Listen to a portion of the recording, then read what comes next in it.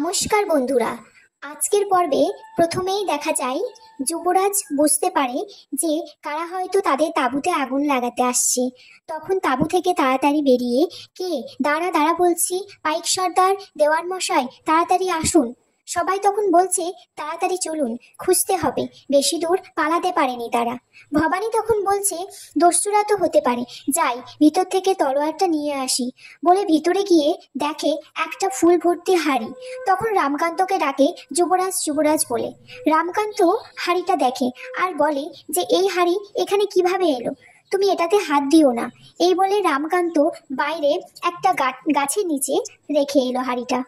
ভবানী তখন মনে মনে বলে, হে মা ভবানী, তুমি দেখো রঘুরাজা যে দায়িত্ব দিয়েছেন তা যেন যুবরাজ পালন করতে পারে। তুমি সব বিপদ কাটিয়ে দিও মা।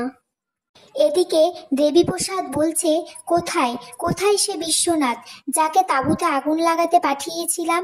বলছে, কি সংবাদ এনেছো? রামকান্ত শেষ তো?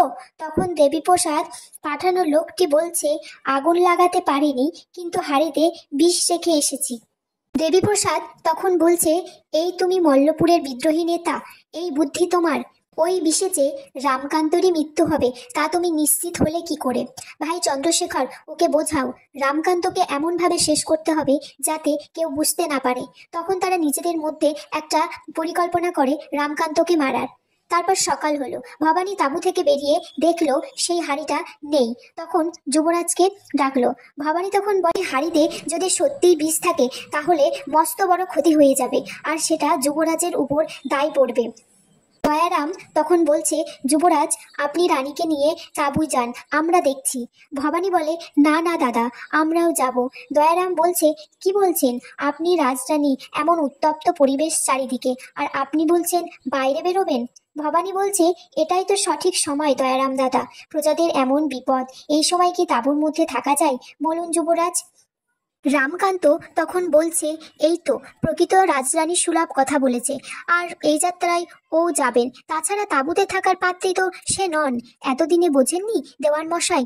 তারপর তারা খুঁজতে খুঁজতে দেখে একটি মেয়ে গাছের নিচে পড়ে আছে, আর সেই হাঁড়িটা তার পাশে।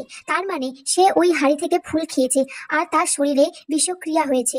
তার মানে তার ভবানী তখন মেয়েটিকে তাড়াতাড়ি কোলের মধ্যে তুলে বলে, আপনারা তাড়াতাড়ি যান, কবিরাজ মশাইকে ডেকে আনুন, ওর বিষক্রিয়া শুরু হয়ে গেছে। সবাই সেখান থেকে চলে যায়, শুধু ভবানী একা সেই মেয়েটির কাছে থাকে।